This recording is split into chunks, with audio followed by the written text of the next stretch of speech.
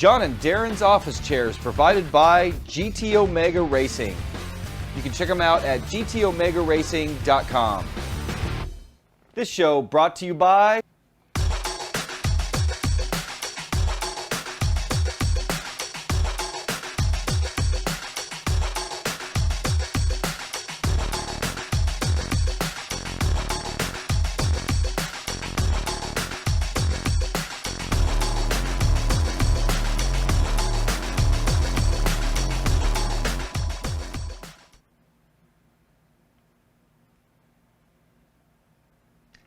Welcome to This Week Inside Sim Racing. I don't know what John did to screw things up today. Edition. We apologize for the delay. No, it wasn't John's fault. I don't know what the hell happened. We tried turning off some things on startup to hopefully quit the, stop the or deter the stutters, and I don't know. We don't know what the hell happened, but we're live now. We're live. So this is the first This Week Inside Sim Racing in March 2nd edition. And on today's show, we're going to talk about the Project Cars US pack that's out now, Automobilista Early Access, Forza Porsche expansion that's out now, Forza Motorsport Apex that's going to be coming to the PC, going to talk about that. Now is it Vive or Vive? I believe it's Vive. So the Vive pre-orders that started Monday, going to talk about the Vive, and I see that we have our resident virtual reality expert, Avenger, in the chat. We do. So hopefully we can get some feedback from you, Richard, on that. We're going to talk about the iRacing Audi R8 Preview. Going to go over the Thrustmaster T150 contest again, and recap the last two poll questions. Have a new poll question. We got the latest happenings in the studio. We've also put together the mean YouTube comments that we're going to have a good laugh about and share with you guys. Q&A and all the rest of the good stuff here on This Week Inside Sim Racing. Yes. And look at that. I got chat up. Awesome. See, John was working hard to get things back in order. Yeah, we had to do a reboot, and what a freaking nightmare. John and I always say, anytime we have a problem here in the studio, and I'm not going to use the exact word, I'll just replace it with freaking PCs! Man. Anyway. Yeah, this one made no sense, but didn't.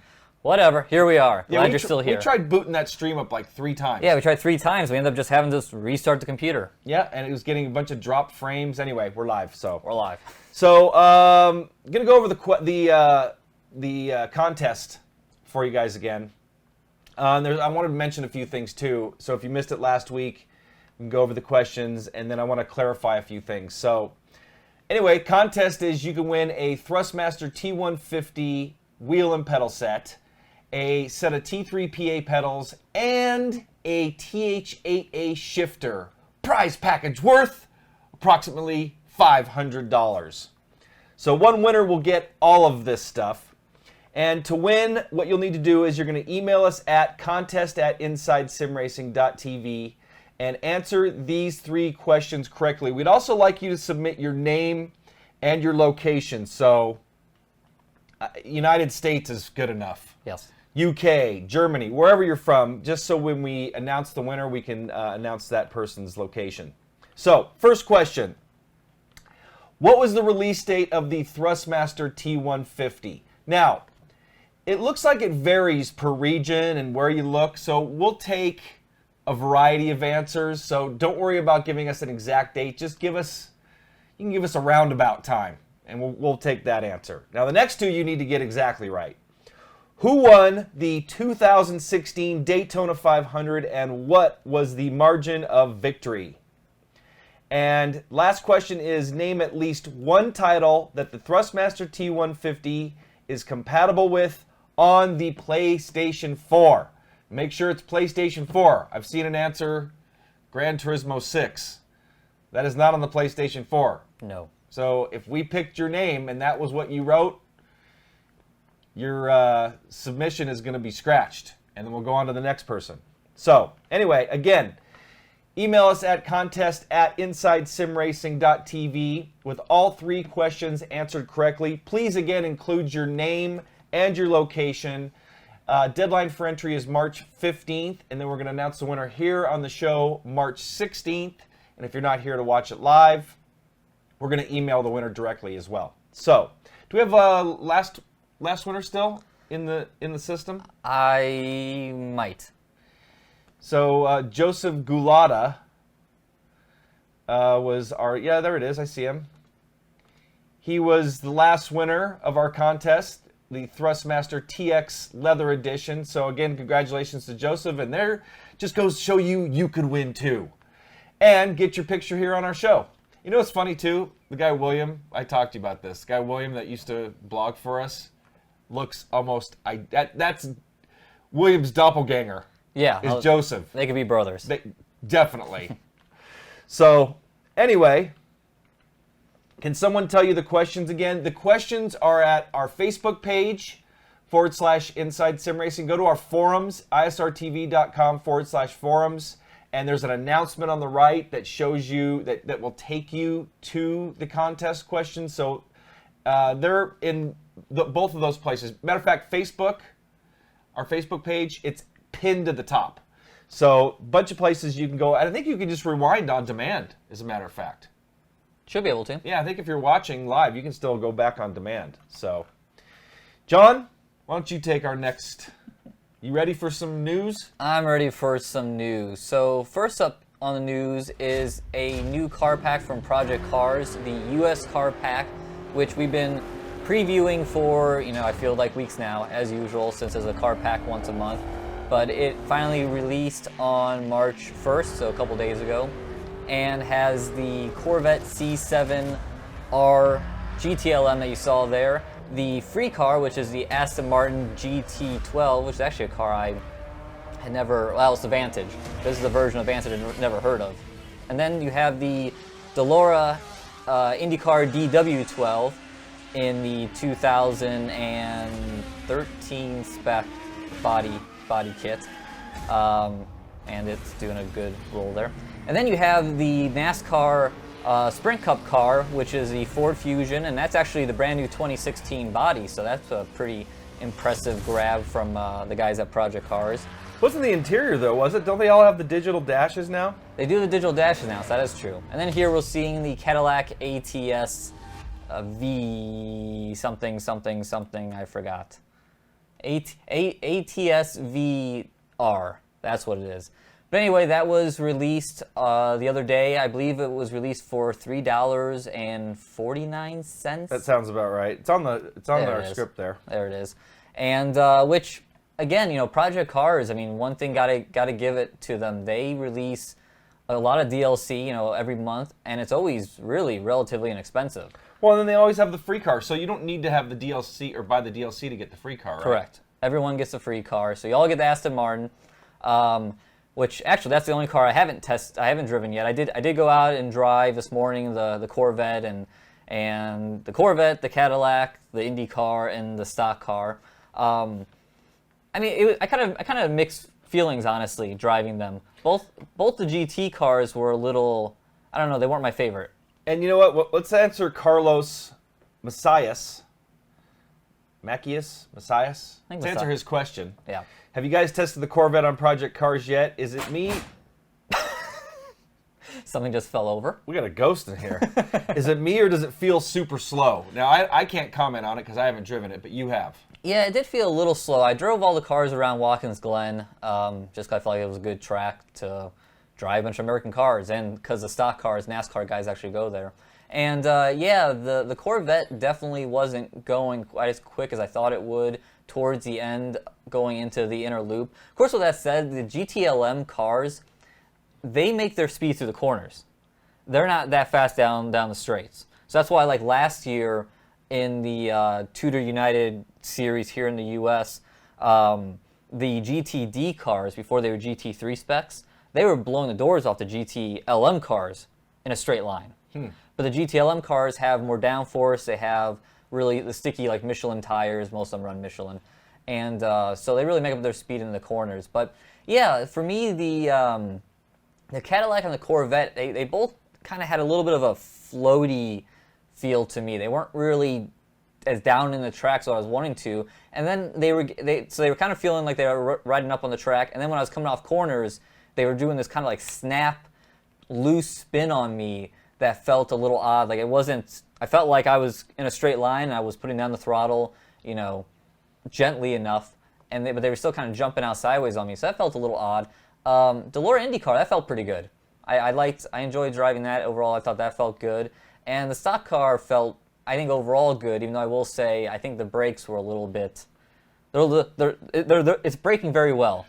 But I was just watching you drive it briefly, and I was like, that thing seems pretty planted for a stock car. Yeah. So, again, I haven't driven them. I'm just basing things on what you said and then what I saw. But yeah, it definitely seemed a little planted. I will say going through the S's, it was kind of giving a similar feeling as what you feel in iRacing, where you're kind of like playing with the throttle. You want to put the throttle all the way down, but you can't quite. Mm-hmm. So yeah, it wasn't bad though. But yeah, that was we'll get to that question later. That was someone else had a Project Cars question I wanted to get to. GTL Virtual Racing Team said the ghost was the reason why we were having problems. There must be a ghost. I don't know what fell over.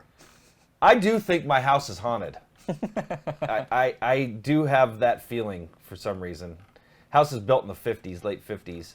Another thing too, I was watching our streaming and that video ran perfectly, no stutters. So looks like we're looking pretty good. Oh, good. Part of the reason why we may have stutters last week is because we had Tony connected, basically another capture card running. So anyway. Yeah.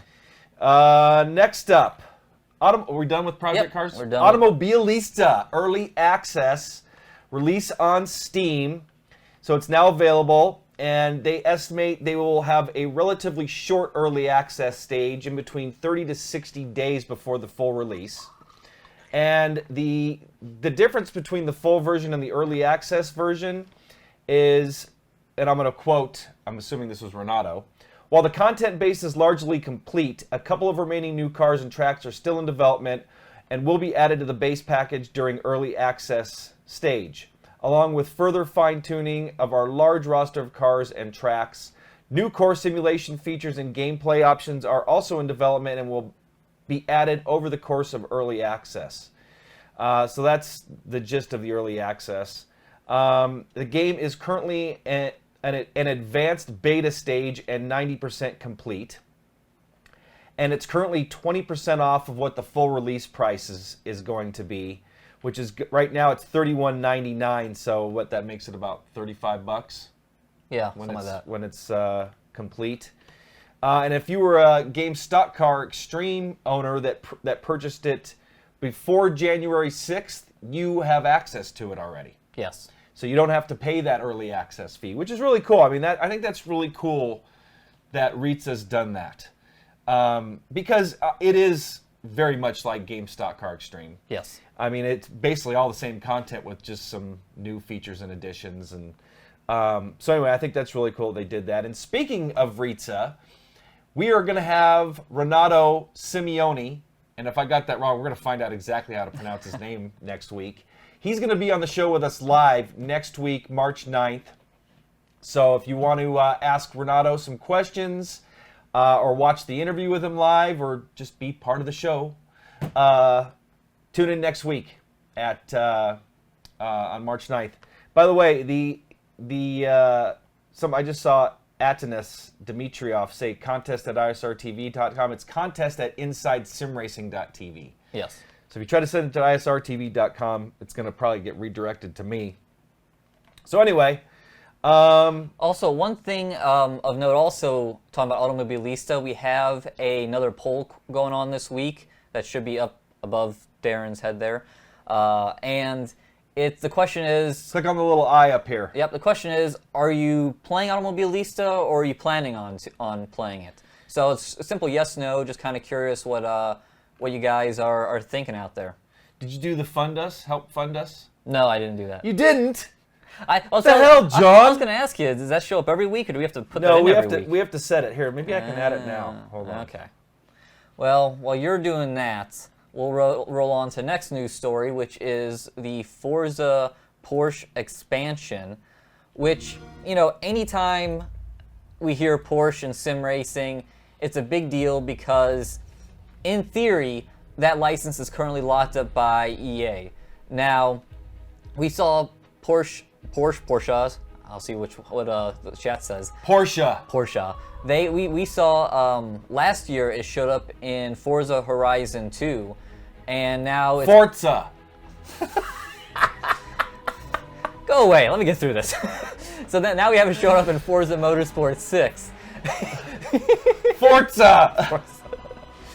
It's Forza, not Forza. Forza. Just like pizza. Pizza sounds like it's got a T in it. Pizza. Every time I say Forza, which I know that's the way it's pronounced, people, like a lot of people go, it's not pronounced with a T like that. And my reply is always, well, does pizza have a T in it?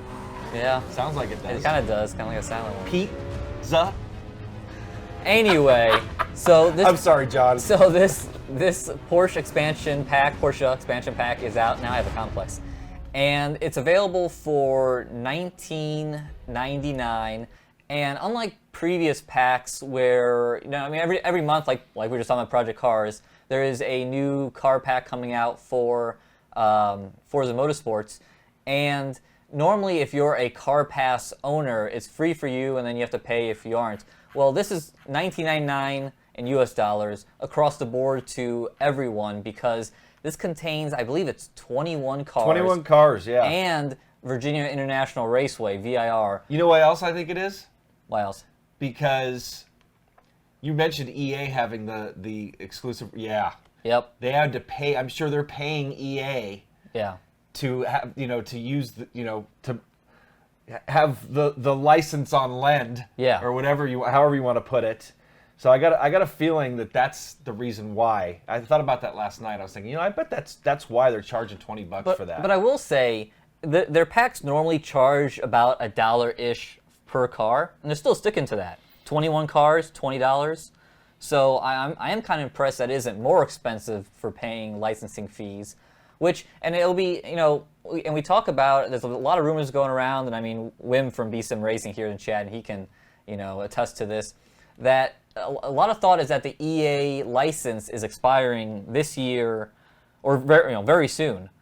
And then it'll be interesting to see what happens. But I think, we haven't heard anything, and I don't know, maybe we won't hear anything. I don't know, I don't see a reason why someone's going to come out with an announcement saying licenses, expired.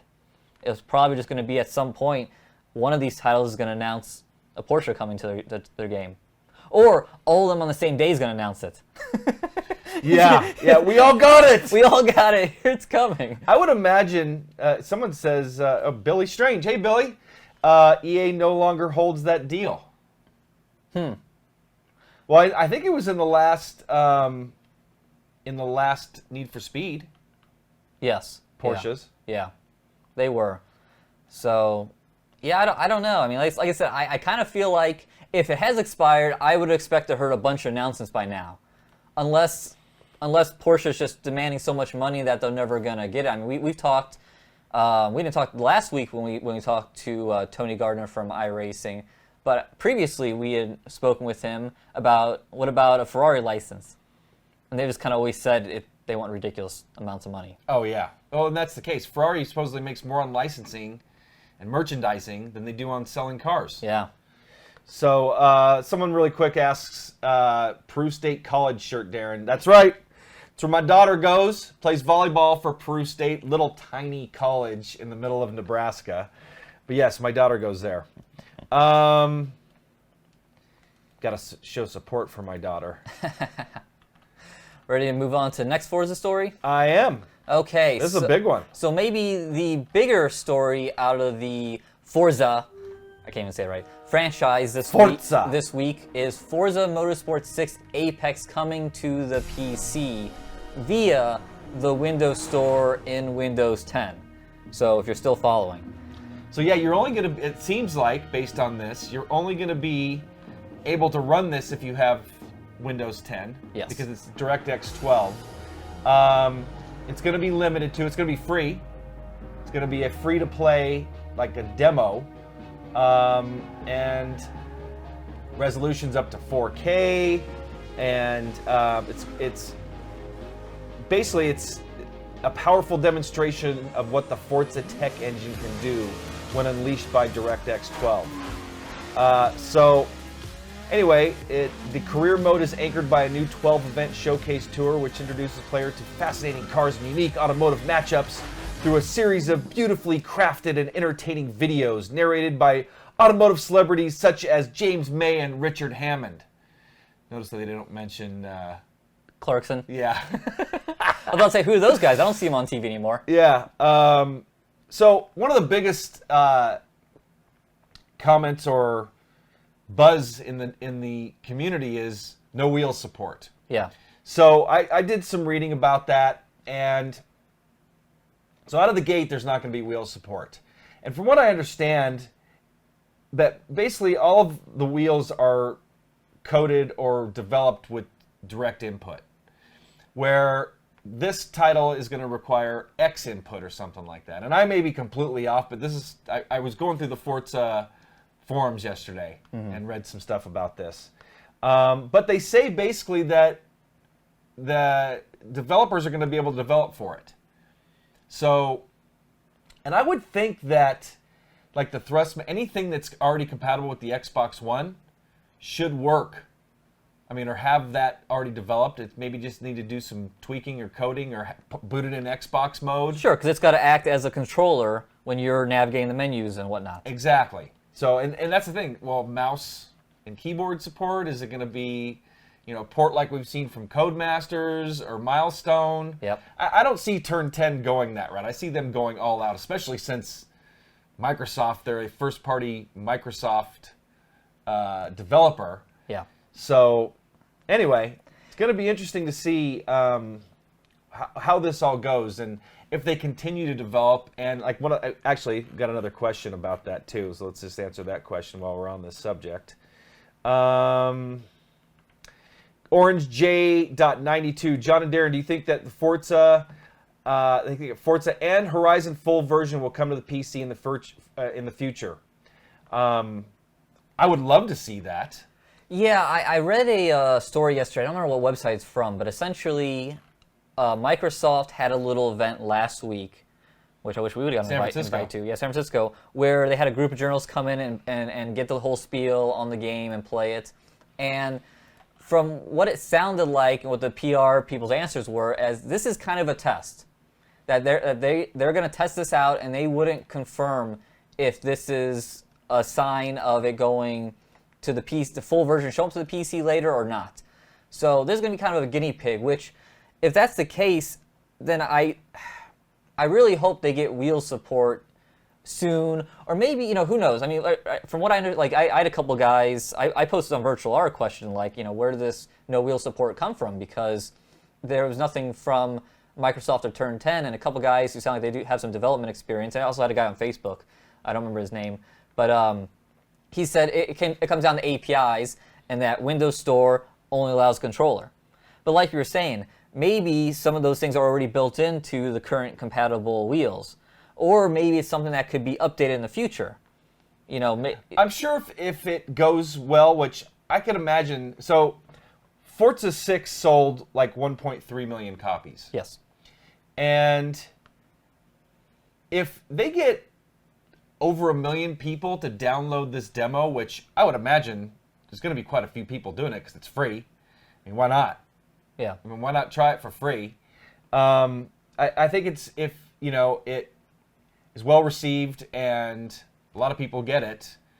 I mean, I could see them expanding it maybe with microtransactions or just, again, you buy the full, pay another $50, $60 and you get the full game. Yes. Which I've been saying I would love to have Forza on the PC. I'd love to see like Gran Turismo on the PC.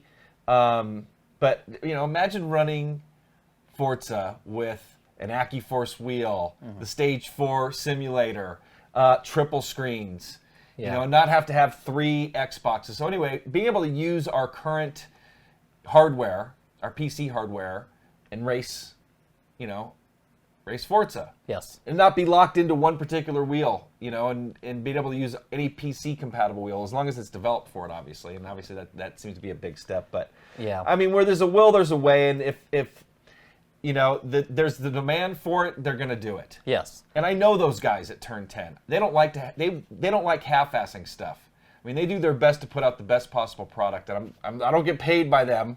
I'm just, No, we don't. People do accuse us of that on occasion because they know how much I do like the Forza franchise, and it's not just because they've been so good to me by inviting me to their studios, and every time we're at E3, they welcome me with open arms and we're invited to their parties. It has nothing to do with that. I enjoy the freaking game. Yeah. I mean, it has everything to do with that, and so.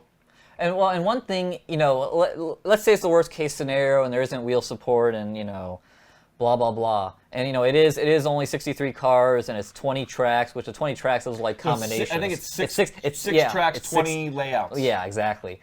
At the very least, it'll show us what we talked about in our long-winded review from last fall of Forza Motorsport 6, of how much we really like. I really like the graphics of that game, and we thought, what would this be like on the PC? What would this be like a proper graphics card? I mean, much less, it's Xbox One, PlayStation 4, and then, PC can be well ahead. So now we get to... PC can actually be below those two? It can be all over, yeah. All the way above. Yeah. Performance-wise. Yeah, so now we get to actually see the chance of what it's going to look like. And, I mean, the video there in 4K looked great, but I imagine that it's going to look fantastic. Yeah. But I am curious, though, when I hear 4K, I don't hear anything about triples or anything like that, so I do kind of wonder if it's still going to be limited to only a single screen. We'll see. They've developed for triples. In the past. Well, that's right. Look at it at E3 with the demos that they had. Those are running triple screens. Yeah. So, yeah, that would be friggin' awesome. And it looked great when I tried it at E3. So, anyway, moving on. Needless to say, I'm really looking forward to it. Sounds like you are too. Yeah. We'll see if we can get early access to that too. That'd be really cool. Next up, Vive Pre Orders started. Vive? I'm calling it the Vive. Whatever. Tomato, Porsche, Forza. But yes, pre-orders for the Vive started on Monday, February 29th, good old leap year. And they went on sale for a cool $799 US with shipping beginning in April. This is pre-order. And coming in a little bit pricier than the Oculus Rift CV1, which came in at $600. So, but yeah, we have another VR headset out there. We've known about the HTC Vive and it's HTC and Steam working together. Steam VR being a partner in it, and we've known about it for a while. But now starting in April, people are gonna start getting their hands on it. And I will say, and I should have probably grabbed this video, but there was Barnacules Nerdgasm had a video they put out, I think Sunday night, of him testing the production unit out. Like he had a connection there, and it looked freaking awesome. It looked amazing. How he had it set up is he was in a kind of a small room, but it has the Vive has two sensors that you put up in the corners, and it pretty much gives you the outline of your space. And he was walking around in it, grabbing things on the ground, drawing in air, and yeah. Because one thing like the Oculus, when you get the Oculus, it's just the headset, a 360 controller, and the sensors you need for the head tracking. But with the Vive, when you buy it for $800, you get the controllers with you. And he was able to go and he was holding the controllers, and he could see it in the headset in game. The controllers are there, and he was flipping the controllers in the air and catching them, showing how it was a one-to-one, pretty much no noticeable latency between real life and the game. Well, that was a wired headset too. Yeah. So I could see there being very little. But still, for it to track, where that's amazing. That's amazing. And obviously that doesn't really transfer to sim racing. No. But as some of you may know, I'm a gamer as well, and I'm gonna love to. Imagine like grabbing a gun or having a gun or some kind of like a first-person shooter and actually. Absolutely, yeah. Yeah, a workout. I mean, the only thing that I can kind of see as a negative right now is that it's, because it's wired and you have all these wires running back behind you, you can't, like, run around in your room. No. Like, you got to kind of walk. But it is cool how, like, in the game, it'll put up red walls showing when you're about to run into a wall. So, I thought it was really neat. Wim just mentioned, too, remember his his comment a couple weeks ago about The house burning down? Yeah, he just mentioned it again. You know your house will burn down sooner or later, Mark. Oh, that's funny. I think he's talking to Aussie Stig, by the way. Hey, Aussie Stig. What I will say, though, one thing that the Vive has that the Oculus doesn't that I like is it has a camera. So you're able to pull up and have you can use the passive camera or whatever and does see. it? Yeah. So you can see out in the real world in case like you hear something or whatever, you can I think press something and it allows you to see. So if your house is on fire. So if your house is on fire, you can at least see it. Nice. So it's interesting, but yeah, seeing that video got me a lot more excited for VR because I mean graphics wise it looked good even though it was kind of all demo stuff, so it wasn't. He was raving about the graphics in it. He was saying how great the graphics. He was saying they're great, and he said it was all locked in at 90 frames per second and nice and smooth. So, no, it's pricey, but pretty awesome. And so another thing people may or may not know is that I did like a review of the Rift, the DK2, and I probably should have run it on my higher-end PC, and I didn't. So that may have contributed to me not liking it as much. I mean, the biggest thing though too was for me was the pixelized graphics. And I've talked about this here on the show. Yeah, the screen door effect. Yeah, the screen door effect. But I really want to try a Vive whatever, and I want to try the new Oculus as well. But man, it's like people were talking about. I think that I ended up buying the DK2 for somebody. I think it ended up being like $350. Yeah.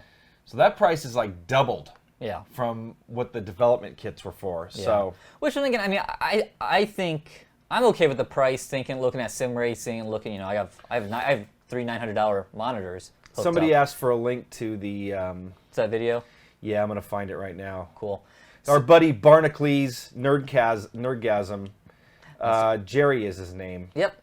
Just over in Seattle. Anyway, him and I have talked a little bit behind the scenes. Great guy. Anyway, he has some really cool videos. And hold on. Oh, there it is. Got a link. So I'm going to put it in chat right now for you guys. Go check it out after the show. Yeah, please don't leave the show. But that's a link to his, you know what, actually just right-click on that and open link in new tab. Yes. So then you don't leave the show. Watch, our watching now is going to go down to 0 here. We're going to go watch that. Anyways, check that out. Jerry's a cool guy, and he does some really cool videos, but it was really cool to see him checking out the yeah. Even in the video he mentioned at the beginning about, he mentioned iRacing. Yeah. I don't remember what he was talking about, but yeah. They I remember that too. Did mention something about basically sim racing in it. So, yep. All right, enough virtual reality talk. Next up, iRacing Audi R8 Preview. Yeah, speak of the devil. So yesterday, iRacing released the first, I think, video and maybe images. I couldn't remember if they released a screenshot yet or not, of the Audi R8 LMS GT3 car, which is one of the 4 new cars coming next week in the March 8th build. And what can I say? Looks good. It looks great. That car looks awesome. You said you liked the Mercedes a little bit better. I like the Audi a little bit better. Yeah, the Audi is very cool. I think I like the second generation of the R8 Audi that we're seeing here much more than the previous generation. But I mean, that Mercedes, that is a sexy car. I love the long hood on it. But no, I mean this is definitely a cool looking car, and yeah, it's gonna really jazz up that GT3 series and make it look really legit and keeping up with the times. So, yep, definitely looking forward to getting our hands on that, and also hopefully soon here doing another preview. Yeah, they said they were just waiting for one external visual to be completed. They're waiting for Audi approval. Yeah. Same way with the Mazda and the Renault. We're going to be able to do test drives on all those. Tony talked about that last week. So yeah, matter of fact, we did double check the staging build of iRacing. Yep. We'll be doing our own test drive on it. So yes, Sahil, yes, we will see an ISR vid Audi like the Merc before release. Yes. Hopefully we'll get getting on that today. Hopefully, I don't get that bracket till tomorrow. We'll talk about the Stage 4 here in a minute. I'm going to show you guys the Stage 4. It's, what, about 95% complete? Oh, I say so. Most of the build it's just Got to add the monitors. I'm waiting for a bracket for the AccuForce wheel, and I got to drill out the pedal deck for the Club Sport pedals. But It's close. that monster is ready to roll. Thing is built, man. I'm telling you, we could attach a chassis underneath that thing with a rear end, and a transmission and a motor, and we could be driving this thing around the neighborhood. It's built like a freaking tank. Probably. It's amazing how sturdy it is, and it's all steel. So. Oh yeah, thank you, Apex, Tim, for reminding us. Please give us a thumbs up if you like the show, or thumbs down if you don't. We would appreciate a thumbs up. But by the way, Tim, I will be answering your email. We talked about Tim doing some 3D animation stuff for us, so I started typing it out, and then I didn't have access to the logos I needed to send him. So, anyway, Tim, we're going to be seeing you soon too, by the way, buddy. That's right. iRace for life. Yep. So, on to our newest show segment. I believe that's where we're at. don't give me that look. Oh, actually, no. Before we do, I'm going to leave that for last. I want to go and recap the poll questions we had from the last couple of weeks because kind of blanked on those. And if I was really good, I would have had a graphic, but I don't. So 2 weeks ago, we asked, how many sims a week do you guys drive? And the answer is it was 1 through 5 plus, and 1 sim a week got 28% of the votes, 2 got 34%, 3 got 20%, 4 got 6%, and 5 got 10%. It's 5 plus, actually. 5 plus, yes. 5 or more sims a week. So yeah, the winner was 2 sims, which sounds about right. yeah, does sound about right. And then the next lowest was 1 at 28%. So, and I wish we had numbers of actual participants in that. Yeah. It seems like it was quite a few based on the percentages we're seeing. So, anyway, that was pretty cool. Yep. And then last week's poll question was based off of the results of Daytona 500, which is also part of that contest. Spoiler, it was close. And the question was, would you rather finish second in the Daytona 500 or last? And 89% of you said yes, and 10% said no, and 1% was just confused, apparently. Or YouTube margin of error rounding. Well, and then while we're on the subject of polls, so today's poll is, are you currently or will be playing Automobilista? 44% said yes, and 55% said no. So I guess 1% is undecided there, yes. too. Okay, so that's cool. So we'll see. Maybe we'll circle back to that next week and see if that changes over the week as more people get to view the show on demand and all that good stuff. And by the way, so I also mentioned if you go up here and click the little eye, it gives you the poll. And if you scroll down a little bit, if you are interested in kicking us down a little donation, which we'd very much appreciate, you can do it there. And by the way, last week we got 3 donations, and it doesn't show me who sent them. So if you were one of the people that sent us, it was I think we got 3 $5 donations last week. If you were one of the people that sent us a donation, very much appreciated. Thank you so much for supporting the show. Yeah, we got to look into that, how to figure out who sent it. So we can give some shout outs. I looked all over the place, and I could not figure it out. I mean, it doesn't show their YouTube name. Doesn't show any of that stuff. So, anyway. Odd. Moving on. So to John's new favorite part of the show. So there's a show here, and I'll preference this for the international viewers. There's a late night show, Jimmy Kimmel Live, which I think we're both fans of late night shows and comedy in general. And he does a great bit, been doing it for years now, called Mean Tweets, where essentially he has guests when they come on the show, they get to read a mean tweet about them out loud and respond to whoever posted a tweet or just give a sad face. So, well, or sometimes they go off. Let me add to that too. Yeah, sometimes they really go off and basically do a hardcore reply to the particular person that said the tweet. Yes. Which, as a lot of you know how I am, I would have loved to have gone that route, but the last thing I need is more negative publicity. So John is going to be the one to talk trash. Just kidding. So, with that said, move on to Inside Sim Racing Mean YouTube. And Mean YouTube comments. yes. So the first one, the Ravenous Beast. All the fancy hardware and you still blow. Raffle. I guess he found that funny. Look at, always clipping on the wheel. This is specialist in sim racing? What the F? I guess we're not so special. Mark Flores. Never let him do this again. Me driving The truck? the truck.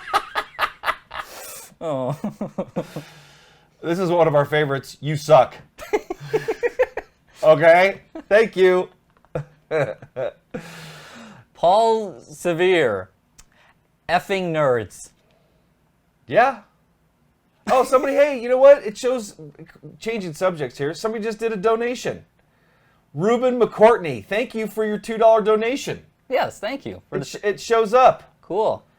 Cool. So the donate, maybe you need to refresh, guys, if it's not showing up, if you wanted to give a donation, or the poll should be there. But anyway, Wim says the truck part is true. Let's finish off this bit.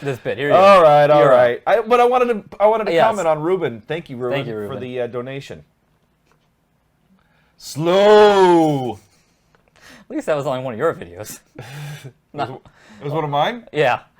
Or Burge79. Oh, this is one of my favorites. Okay. We get this all the time. So you guys becoming inside arcade racing now? That's right. 100% arcade racing, 100% of the time. That's right. Xbox, PlayStation for life.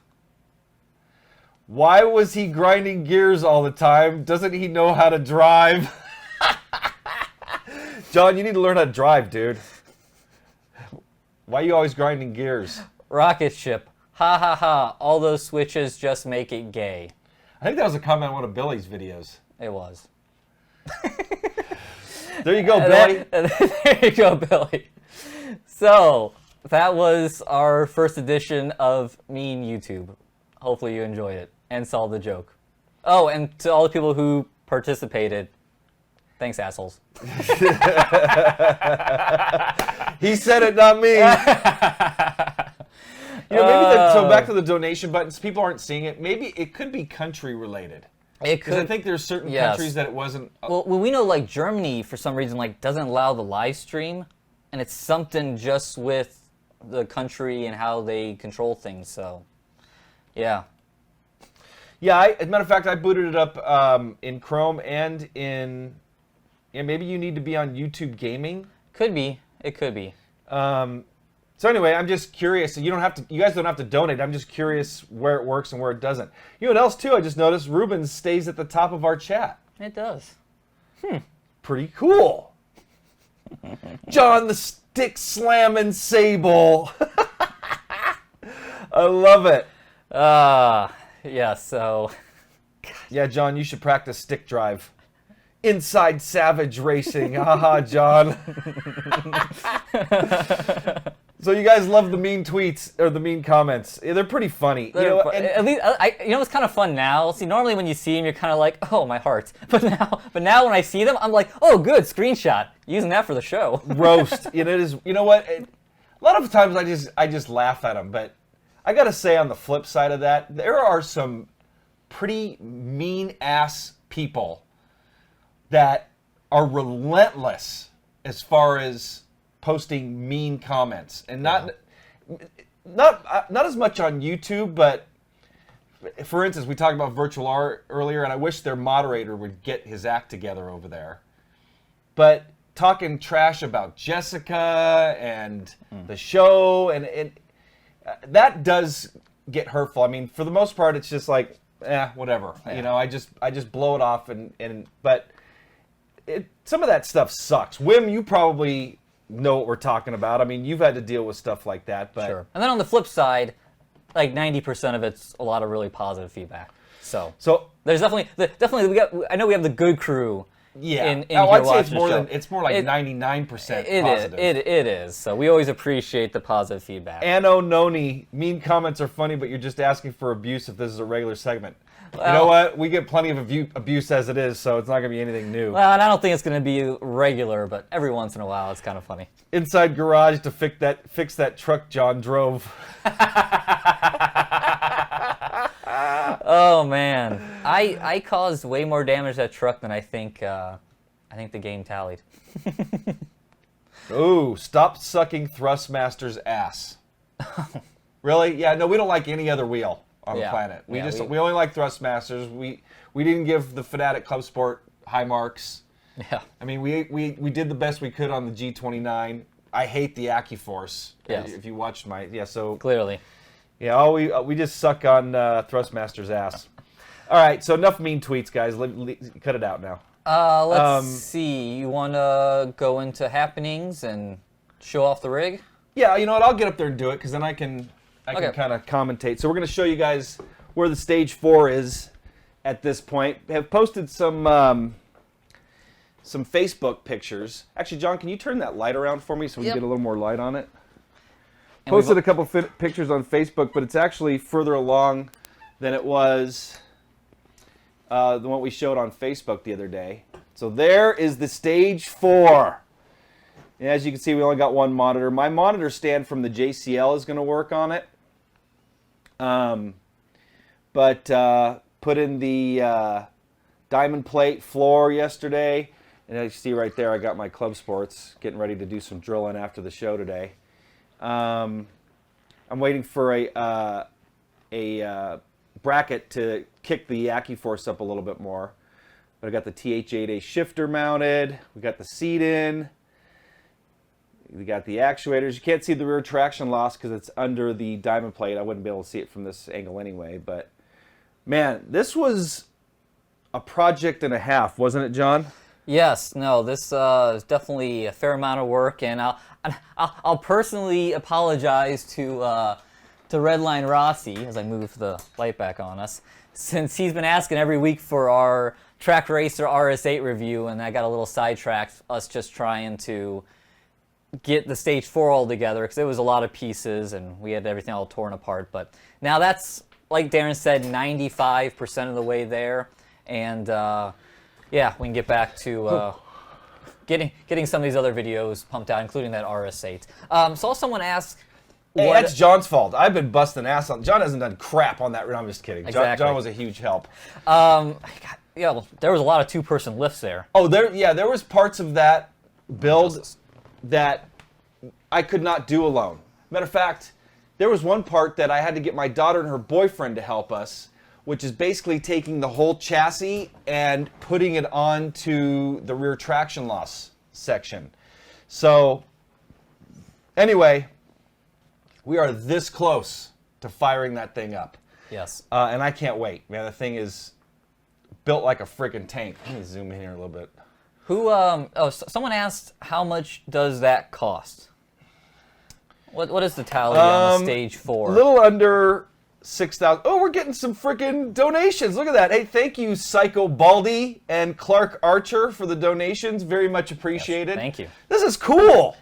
Yeah, now that we got I that wonder why we figured didn't out. see those last week. I don't know. You guys are awesome. Thank you so much. Anyway, let me give you actually, I would say with all the extras, the seat, the diamond plate, flooring, it's right around $6,000. Okay. You know, and that's not including the AccuForce wheel, which is another $1,748. Yeah. Obviously the shifter and the pedals. I'm trying to think if I had any other extras. So that bracket that they're sending me is $49. Okay. Also got SimVibe brackets. So yeah, well, you're looking at about $6,000 all in. Yeah. Now again, I got to say this is a definite. You get what you pay for situation, because do you agree that that is the most heavy duty, nicest looking rig we've ever had? I think if we put like belts on the seat, we could put it on a sled and go crash it at like 30 miles an hour into a wall. Oh, yeah. You'd be okay. I mean, It is ridiculous how just the framing. Everything's boxed out, and it's all steel, and it's The welds on it are beautiful. Yeah, and it's all larger diameter, and it's just like, it is a beast, and it weighs a ton. Total weight on that rig is about 400 pounds.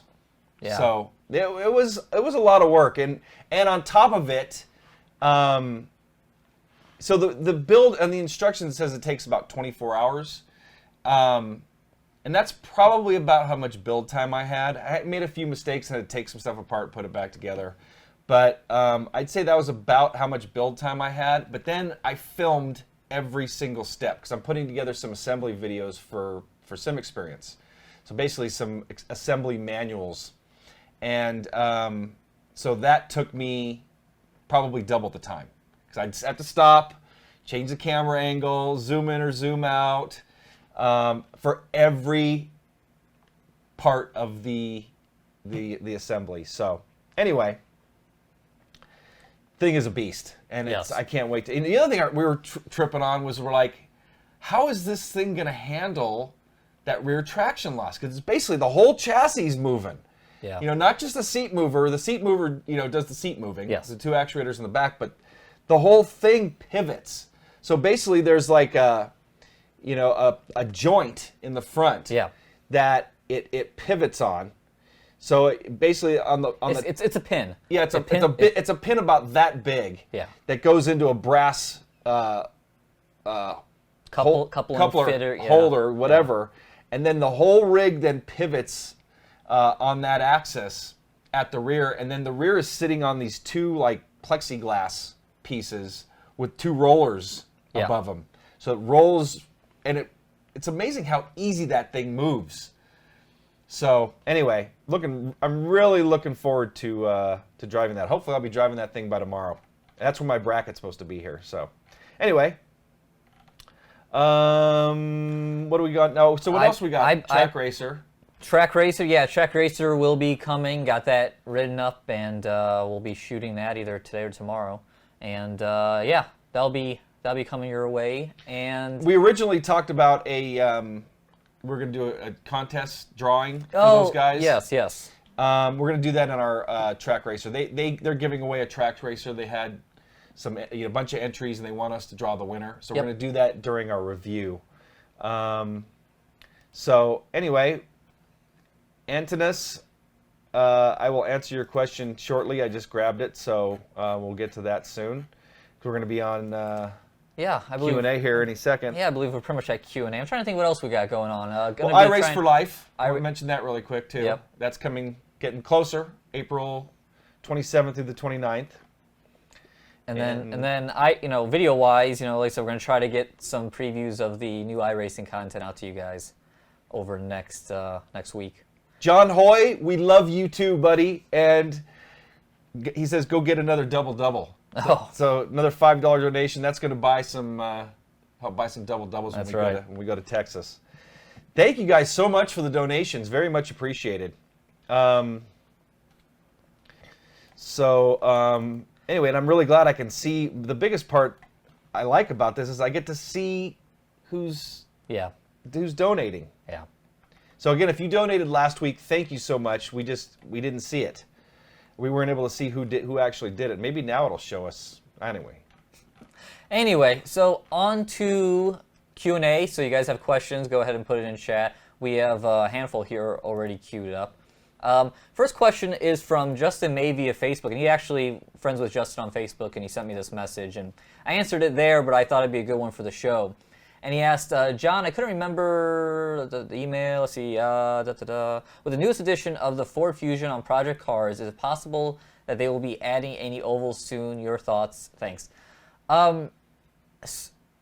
Project Cars oval-wise, there's been a lot of excuse me. There's been a lot of rumors, but haven't seen anything yet. The biggest oval out there for Project Cars is Indianapolis Motor Speedway, and that was supposed to be coming out, I believe, last year.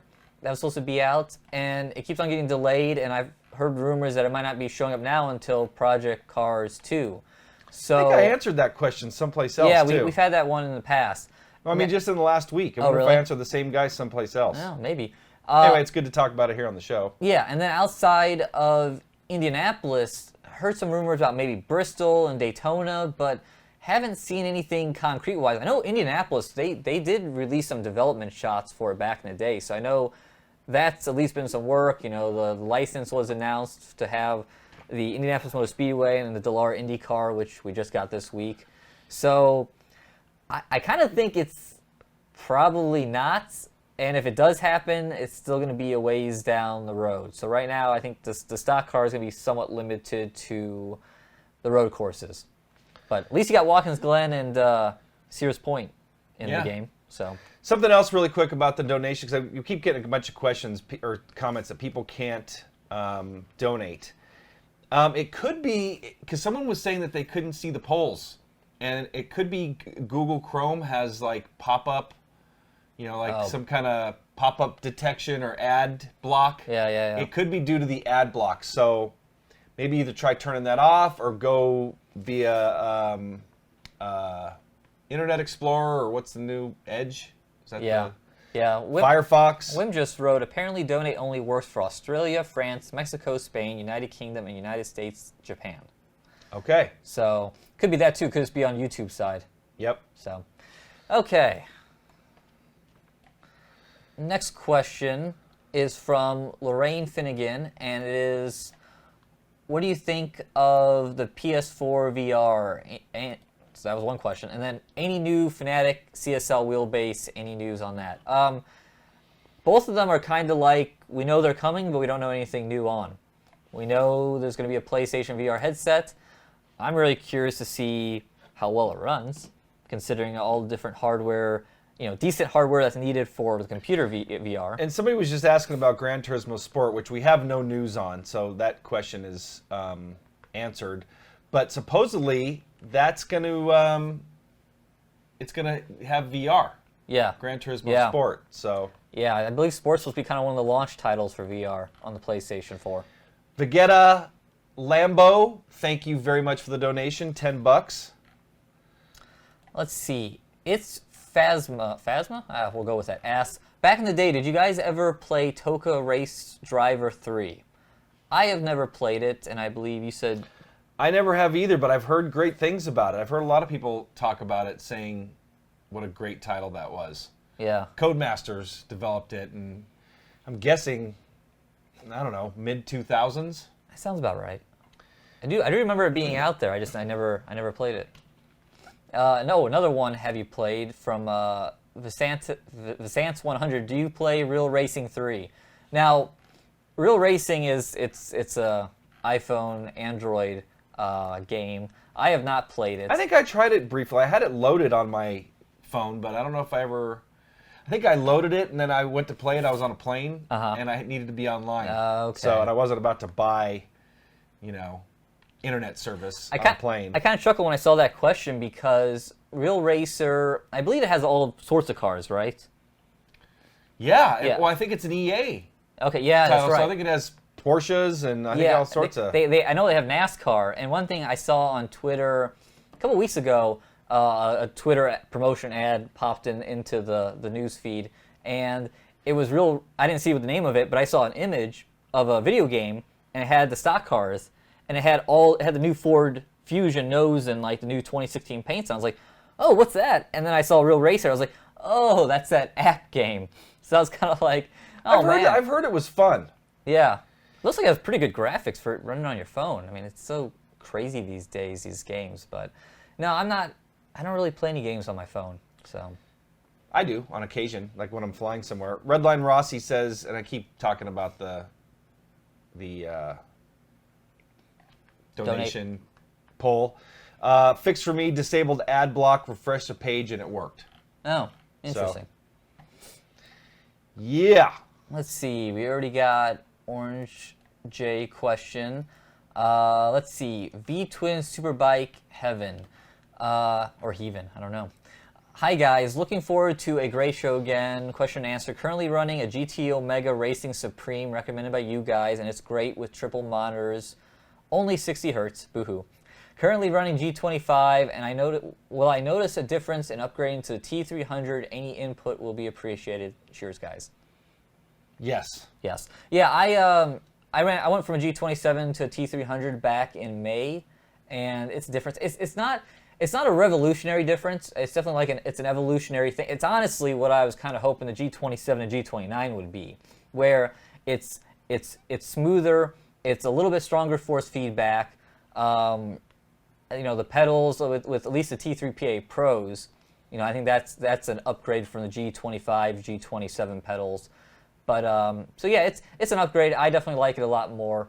But like I said, it's not revolutionary, but I think it's a good upgrade. Ghost Cars says, Real Racing 3 is stupid. Some cars you can only buy for gold and can cost up to $100 per car. Wow. What? That's insane.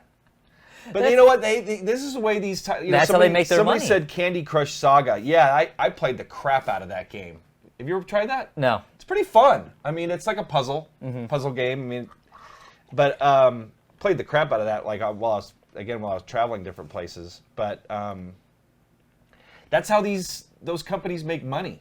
Weren't we talking about those different titles the other day and about how they just make millions? The Kim Kardashian app game has made like $800 million. Half of it went to her. Like, she had a great contract. Half of it went to her. It's insane, and it's in-game transactions and all that kind of stuff. Microtransactions.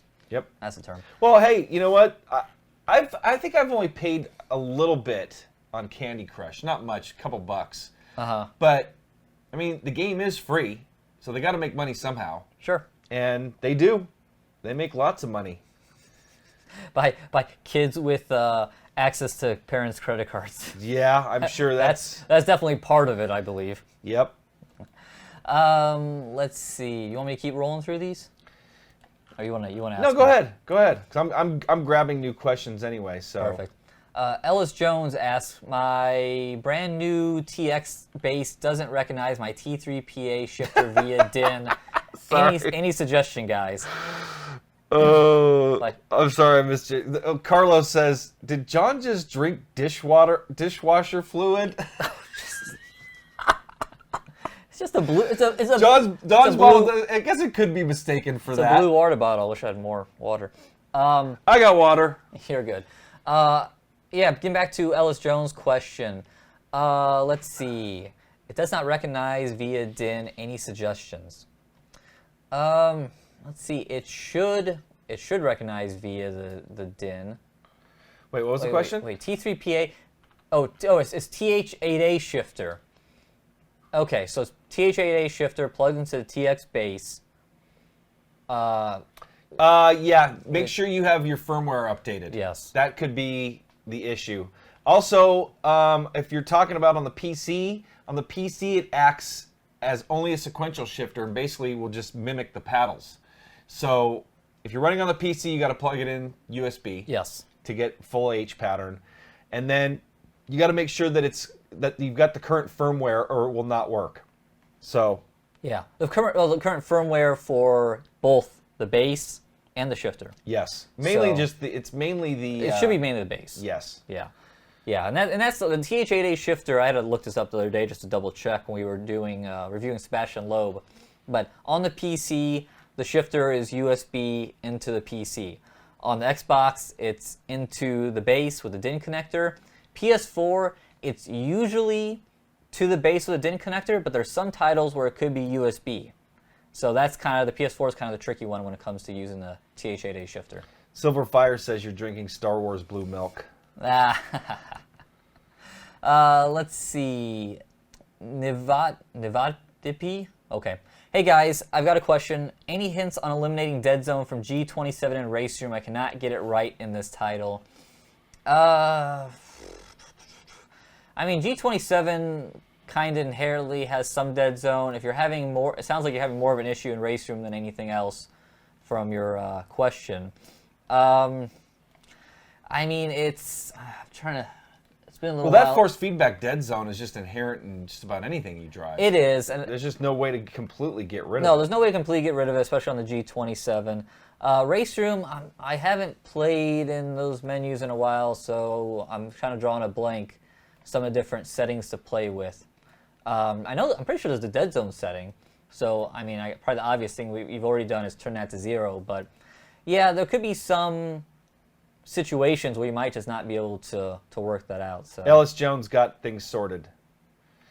Curious, Ellis, what was your issue? That was the shifter attached to the TX. Oh, okay. Okay, yeah, let us know. Well, yeah, what did you do to solve it? Yep. Okay. Next question, Lori Southern. I don't hear you guys mentioning Race Room too often. Is that my ignorance, or do you not take interest in it? I actually feel like we mentioned Race Room quite a bit, to be honest. Yeah, we even showed some footage of the IMSA GTO car a few weeks back. And speaking of Race Room, talked to JF, who's I think he's the lead producer, a lot. And we are going to be interviewing 2 of the lead developers, I believe at the end of March, live on the show. Okay. So, lots of love for Race Room. I mean, we can actually, we've mentioned it quite a few times. You maybe just missed it. Yeah, we feel like it's really grown a lot. Redline Rossi, thank you very much for the donation. But anyway, we mentioned it quite a bit, and nothing but love. Speaking of which, for that question, why don't we give Lori a code? We have 10 codes to give away of the Audi TT Cup. Yep. So Lori, why don't you email me at darren@isrtv.com, and I will give you a code to unlock the Audi TT Cup series. Is it a series of cars or what? I don't know what they're called. It's just a pack. That pack. Yeah, I'll give you a code to unlock that pack. I don't think it's called an experience, but yeah. No, that's a good little car. I like driving that car. That and the DTM I actually enjoy quite a bit. Yeah, Race Room I think is probably one of the stronger offline options right now, because AI is decent, and decent's actually a pretty good review for AI in general, because that's just one of the hardest things out there. Yep. So. Next question, Silver Fire. When will you guys do the next drive session after Twizzler episode, and what sim will be next? So that's a great question. We would love to do that again. Yep. I'm currently without a rig. I guess I could drive in that rig though too. But I guess one of the biggest things is who's going to host it? Are we going to host it? Because that's going to limit how many people can join. Yeah, we got to figure that. I mean, I was thinking after we do the giveaway for Race Room, maybe we go drive those cars after the show. Race Room, Audi TT Cup would be a pretty good way to go. But yeah, we got to figure out hosting and all that kind of stuff. Yeah. Well, it's easy to host, but it's just bandwidth. I mean, we could probably only host so many. We can try it. I mean, see how it works. Yeah. Well, maybe we can talk with the Race Room guys and see if we can get something set up on their end. You know what we should do a poll. Oh, yeah. Okay. And then figure out how we do that. I'll put it for a poll question next week. Let's see while I write and try to read. How is the multiplayer in Race Room? Multiplayer? I've never done multiplayer in Race Room. I know I've heard mixed we things. did. You did on the on that test drive we had with that real-world driver. That's right. No, it worked out. It worked damn good. Yeah, it worked out fine. Yeah, we didn't have any issues in that. I totally forgot about that. Yeah, no, that worked fine. So we'll give it another go. I do need to spend more. That is one thing that Race Room done a decent amount of time offline, but haven't really done much online. Besides that, which I totally forgot about. Let's see. John Watkins asked, "How come there's no Ferrari in Project Cars? How can you have a racing game with no Ferraris? That's crazy." Well, like we said earlier, with iRacing and Ferrari licensing, it's money. It's money. It costs a lot of money. You know what? And I've been practically begging the guys from Assetto Corsa to do an interview, and that's one of my questions when I talked to them at E3 was, how did you land that Ferrari license? Yes. And I think a lot of it has to do with they did the Virtual Ferrari Academy. I think they made some kind of deal. Being Italian probably that helps. So anyway, Lori Southern just hit me up for that TT Cup code. Cool. So yeah, As soon as the show's over, or sometime later today, I'll send you that code. So thank you so much for the question. Here's a good one. Atanas Dimitrov. Any news on Sebring 12-hour ISR TV teams? Yeah, as a matter of fact, I'm going to be putting that all together within the next couple days here. We're going to be running, for sure, 2 teams. Wim, I haven't heard from you, buddy. You going to be joining us for that race? Billy, Aussie Stig, we need one more driver for sure to fill our 2 main. One of the next questions too was coming up was, are we driving the C7? Yes, John and I will be for sure. John and I may not be in the same car. Yeah. Because basically what we're going to do is the DeCarmo brothers are going to drive our lead car. They'll be probably in the top split or the second split. And either myself or John will join them. So we're going to do 3 drivers per car. And then our second car is going to be either myself or John, Scott Holmes, and we need one other driver for that car. So anyway, Wim, Billy, Mark, we need somebody for that car. And then we're going to have at least one other car, either Daytona prototype or GT3 car. Yep. So maybe even 2 more cars. So we had a few people sign up for that. I'm going to be getting on that this week, and making all those arrangements. And then we got to start practicing. I definitely got to get the stage 4 up and running. I'm going to be running my stints in the stage 4. So that's going to be cool. That will be. Let's see. Next question. Carfan187. Hey guys, any news? Oh, any news on Grand Turismo Sport? That's that question. Yep, No, already answered that. Nothing new. They supposed to be Q1 of this year. That's when they're supposed to start getting some beta or us finding out something. But I don't know. Gran Turismo always ends up not being released until the holiday season. Yep. No matter what, it always gets pushed back. You want to get this one? Yeah. Jacob Mock asked, NASCAR or F1, and who is your favorite driver in each? I don't have a preference of either as far as which I like to watch more. I'm honestly not a huge fan of either. I mean, I'll watch it, you know, but I used to be a big-time NASCAR fan when Dale Earnhardt Sr., and he was my favorite driver of all time. So when he was still racing, I watched NASCAR religiously. Every Sunday I was watching NASCAR. F1, I can appreciate the technology, and I love all the tracks that they go to, and I love, how it's really international, but I'm just not a fan of any particular driver in that series. I don't like to see the domination that takes place almost every year. Yeah. I mean, one of my all-time favorites is either Ayrton Senna. I like James Hunt. There's some great. Michael Schumacher he dominated, but he was a great racer. So I mean, I can appreciate it. Niki Lauda, I appreciate it. I'm just not a huge fan. I'm probably more of a fan of and I always have been, of road racing in general. IMSA, Le Mans. I watched both of us watched a ton of 24 hours. So what about you? Let's see. I like both NASCAR and F1, even though I agree F1's been pretty stale. NASCAR last year was a bit stale with the Aero package. So far this year, both NASCAR races have me thoroughly entertained. I really liked what I saw at Atlanta. A lot of good slipping and sliding and getting kind of back to old school racing. My boy in NASCAR, Jeff Gordon, retired, so now I'm getting to follow him by him announcing the races. So far that's okay. Formula One, don't really have any favorite drivers. I'm pretty psyched about IndyCar starting up soon. I'm a fan of IndyCar too. Really excited about the IndyCar series. I'm a huge fan of the Indy 500. Yes. And always have been. You've Yes. gone, all right? Yep, I went to the 2012 Indy 500, and I've been to the Speedway, I don't know, a lot of times. So definitely love it there. I saw someone mention that the V8 Supercar is starting up this weekend. So thanks for reminding me, because I like the V8 Supercars a lot. So I'll do my usual finding ways to watch it here in the U.S. I saw someone mention that series is going away. The V8 Supercars? Yeah. No.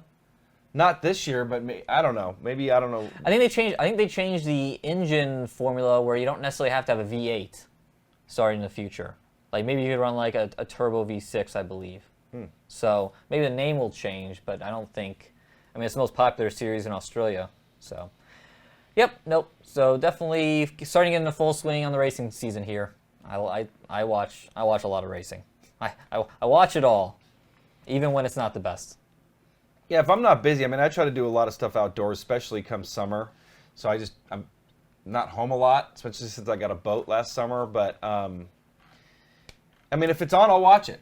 You know, I came home from skiing last Sunday. One of the first things I asked you, who won? Yeah. Who won the Atlanta race? So I keep up to speed with what's going on. But anyway, let's move on. Yep. Apex V Gear. Will someone from BenQ be at iRace for life? I need to hit up my BenQ contact, because I do want to kind of throw that out there to him, since they're not that far away. Because that'd be cool. That'd be cool to have a bunch of monitors show up to that. Aussie Stig said the manufacturers are stepping away. Ford is for sure. Yeah, I know Ford. Yeah, Ford's leaving or did leave. But oh, that's right. Yeah, I say Holden stopping production in Australia. So yeah, no changes are coming, but I think the series is going to still be. They'll figure it out. I would think it's popular enough. Yeah. To where it's not going anywhere. Yeah. I'll take this comment. Sahil M. Kim Kardashian mention? Really? I'm done with Twizzler. You know, and I hope you were being sarcastic, because I can't stand the Kardashians. No offense to anybody that watches that show or is into that, but I think you're safe here. Oh man, at least one of my daughters watches it, and I just cringe. Keeping Up with the Kardashians. It's like, oh, really? Why are we watching this garbage? Yeah. Why are you watching this garbage? I can't watch that crap. No. Let's see. Band W1897. John, do you play anything else but racing games? I honestly don't. Over the years, I mean, I used to play, like in college, I played some shooters. I used to get my my butt whooped at playing. What am I looking for? Xbox. Halo. God, drawing blanks. Halo. You know, we get all the guys like on the dorm floor go and do Halo tournaments. These get killed. Play some Call of Duty. You have to practice that stuff a lot to get good at it. I was better at Call of Duty, but I still wasn't anything great. I'm trying to think what was the last game I had that wasn't racing related. On PS4 was probably Call of Duty Modern Warfare 1 or 2. Was probably the last game I went and bought for the PlayStation 3. Well, John being a Star Wars fan, when I got Battlefront, right around Christmas or before Christmas, I said, "Yeah, John, let's play some Battlefront." John had no interest in it. Did you watch me even play for more than 5 minutes? It looked interesting. I'm just not very good at outside of racing. And according to some comments on YouTube, I was like, who says you're good at racing? So I'm just failing through everything. We suck. Oh. Isn't that one of the comments? Yeah. What happened? Did you break it? Yeah, I accidentally clicked on a name. Let's see. So we kind of already answered the next question. We did. Which car will you drive? Yes, we're driving the C7. Sebastian Brylowitz. Would you or should you adjust steering wheel feedback settings when there will be extra feedback in your Stage 4 rig? Yes. There's so many things to tune with the AccuForce. I'm definitely still going to be adjusting it. For the most part, I've got some good bass setups. So I don't really have to do much tuning with that. But yeah, absolutely. I want frickin' sensory overload. Yeah. To an extent. Yeah. I want it to enhance my driving experience. I don't want to be roller coaster riding. Exactly. John Hoya just brought something that I forgot to touch when we talked about real racing. Formula One, I'm also looking forward to see how Haas F1 does this year. Me too. Their first test looked pretty good. I think the current test right now, they're running a couple technical things. But as far as, we've seen a lot of new teams roll out the past, 5, 6, 7 years. And normally when they roll out, they don't leave the garage the first test, or they don't even make it there. I mean, it's normally really pathetic. And Haas went out there and ran a lot of laps for a new team and good times. So, yeah, I hope they do well. And they have a couple good drivers, so it'd be a shame to see them running around in the back. So I guess we haven't lost. I'm sorry. The guy that Like Sahil. Sahil. We haven't lost. He said, just don't do it again. okay. Hey, I don't blame you. Wim pointed out not so long ago, Justin Bieber was mentioned. You know what's funny about him? I can't stand that guy, but people are raving about how great his new album is. Have you given it a listen? No. Why would I give it a listen? I know. I'm with you on that, but You got too many girls in this house. no. I think I saw it on Jimmy Fallon or something. Huh. Recent was like, yeah, it's like surprisingly really good. Anyway, we don't need to talk about that. We've gone too far. Back to Haas. Isn't the Haas car a Ferrari test mule? Yeah. I read something about that. I heard something about that. Yeah, pretty much. Ferrari definitely took advantage of Haas with the expanded wind tunnel time they had before they were an official team. So, yeah, but I mean, that's kind of how that all goes. I will say, Haas came up with a terrible livery. And generally, all the liveries... That's going to slow them down. It will.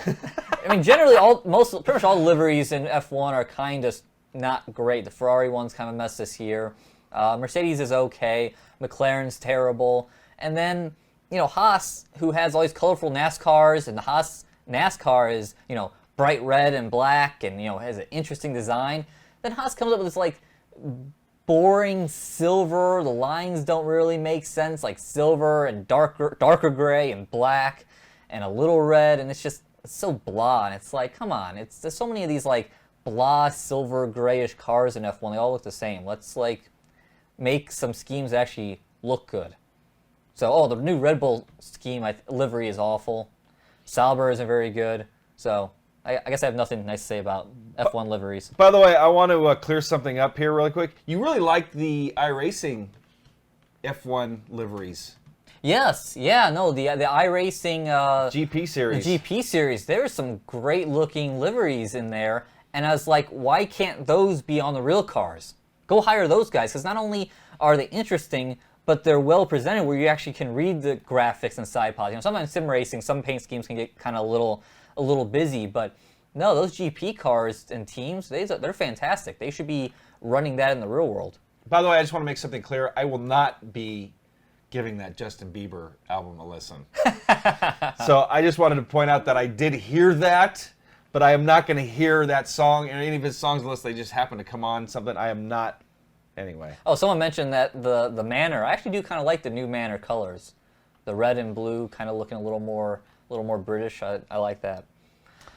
Sergio Cabral asks, Q&A, would you recommend a T300 or a Fanatec CSR/CSR Elite wheel? So first of all, the CSR Elite is no longer being produced. Yeah. Speaking of which, we haven't heard from Fanatec in a while. Where's that CSL base? So that's the next one coming, but you can't buy the CSR anymore either. So CSR Elite was a great wheel. I mean, it was based on the CSW technology, same mechanism and stuff. But I would just go with the T300 currently. So anyway, next question. Darren and John, are you going to get a Oculus or Vive at some point? Hopefully. Yeah. Well, John and I were just talking about this the other day. If we can't get them to send no album review of Bieber. So if we can't get them to send us one, we'll probably end up buying one or both of them and then potentially reselling them if we don't get too addicted to them. Yeah. Both of those combined, I mean, that's a pretty steep investment. Yes. Considering you have the bat over there with your 35-inch monitors. I just bought 3 27-inch monitors. So yeah. Anyway, we're going to be, we definitely want to be checking those out. You broke chat with the TMZ talk. I did? TMZ topics. Hey, we got to mix it up. Yeah. Let's. It's just like I watch Dan Patrick all the time. They talk politics and the Academy Awards. Oh, they do. That's what makes it fun. Yep. Even though we'll avoid politics this week. No politics. RTA Motorsports. John. No, more like a comment. John, don't race with Darren in the same car. LOL. He's going to want to spin out to feel the traction loss. I'll get plenty of that in testing. Yeah. That will be interesting. I'm curious to see what that's going to feel like, spinning out, and what it's going to do. Yeah. Redline Rossi, will Automobilista come to the consoles? I doubt it. No, I don't see that. Reiza has Stock Car Extreme and Automobilista might be the strongest. If you had like Sim Racing and Arcade, they might be and Simcade in the middle. They might be the strongest on the sim side. I mean, it is really zero frills there. It's just the racing. So I don't see them coming to consoles. Yeah, I don't either. Have you seen the movie Rush? Yes, I saw it in the theaters. Yeah, I did too. I actually owned the Blu-ray. I liked it so much. So yes, I saw it. You know, some people say it wasn't the true story. It wasn't. They dramatized it a little bit. They did. Yeah. But I got to say, most of the course of that movie does follow what happened in real life. There were some things like at Suzuka, I think, or Fuji, whatever that last race of the season was in Japan. Suzuka. I believe. Maybe it was Fuji. I think it might have been Fuji. It might Yeah, because have- Mount Fuji was in the background. Yeah, you're right. It was Fuji here. They show him hurting his hand on the shifter. That did not happen at that race. The last race of the season where he ended up winning the championship because Niki Lauda didn't race because it was raining. Yep. Anyway, I love that movie. That's actually partially why I became a James Hunt fan. I went and read James Hunt's biography, which they talk about all that stuff. Book. I figured we'd talk about it later. Okay. The Perfect Corner. We got a book from some guys that wrote a book about racing called The Perfect Corner, and We should probably read a little bit first, I guess. I started reading a Oh, little did bit you? last night. Yeah, Good. yeah, that's what I wanted to do too. And I was thinking maybe we could do a. So it said it was Suzuka. Was it? Oh. Yeah, I was kind of remembering something of a Fuji reference to the mountain. So. Wim says Rush, cool movie, but if you look carefully, you notice all tracks Yes, are they Brands are. Hatch. Well, there's a hilarious spoof on YouTube where they make fun of that, where the guy's like dressed up, and it's like Well, they were at Nordschleife though, weren't they? they did go there. They filmed, they actually filmed the crash at the spot there. Right. Yeah, but there was a lot of it where it was kind of like the spoof was like Spa, and then like front stretch of Brands Hatch. They're like Monza Brands Hatch sign. It's pretty funny. I thought it was Fuji. So we got two different people saying it's two different things. I could have swore it was Fuji. I think you're right. I think it was Fuji. Trying to think about the front stretch on Suzuka. Well, they both have right hand turns. I think Turn it's one, Fuji. but I think it was Fuji.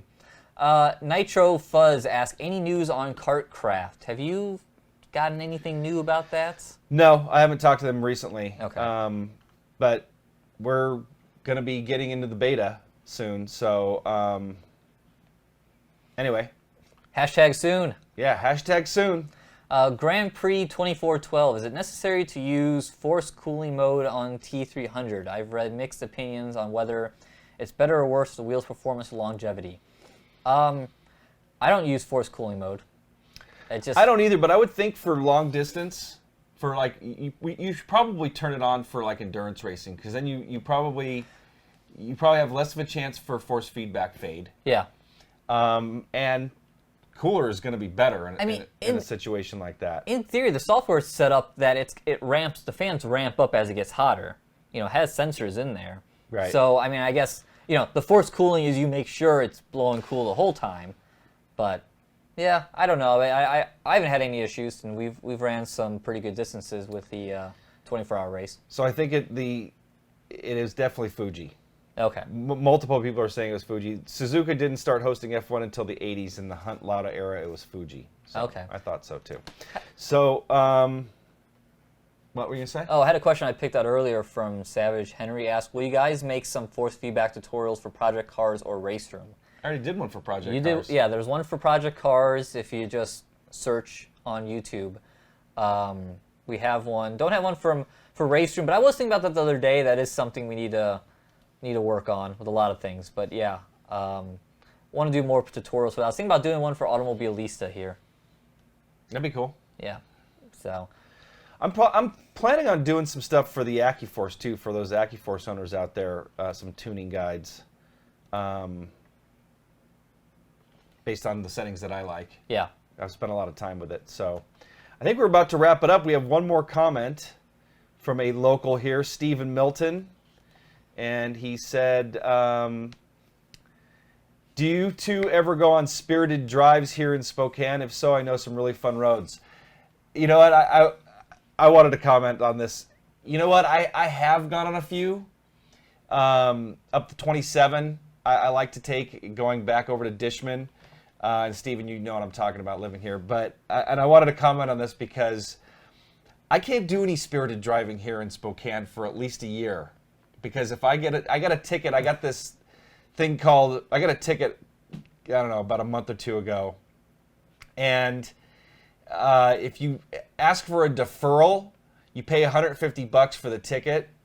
And if you do not get another moving violation in a year, it's completely removed from your record. But if you do get a moving violation within a year, they tack that one on as well. So I cannot afford any moving violations. But Steven, dude, check out Spokane County Raceway, because we do not condone illegal driving on the streets. Nope. But Spokane County Raceway, they have the drag, the Friday night drags, and now, like, I think there's over 20 different track day sessions starting April 3rd through like September. And Wednesdays are $45, Sundays are $85, and it's like they even have a night session where you can track day your car, and that's cheap for a track day. Yes. It's called like a test and tune day. So, Steven, if you want to go out and do some track daying, I'll bring my Camaro out, and well, you'll have to drive your car. I'm not gonna let you drive my Camaro, but I'll join you out there. I was trying to get John to take his VW out there, but he's gonna be driving it back to Ohio, and he didn't want to beat it up. No, Have you decided? I'm worried about brakes. Yeah, Brakes. but you'll put a tow bar on the back of it and tow a trailer all the way from here to Ohio, but you won't take it to the track. Whatever, dude. I still want to make sure I have brakes on my car. You're not going to go after that drive with a frickin' No trailer. No, probably not. Anyway, I think we're about going to wrap it up. Yeah. Another Banana Z73. Does a T500 have forced cooling? No, I don't think so. I don't think they did. No, it's more of it was a recent firmware update, I believe. Actually, here's another question we'll answer too. RTA Motorsports Q&A opinion: moving to a place with more room, next level GT Ultimate for dreams of updating the motion, or GT Omega Art for cost saving. Coming from a play seat challenge DIY rig, T500s and GT orientation is a must. Well, that'll fit on both of those rigs. The GT orientation, so that's hanging. Yeah. I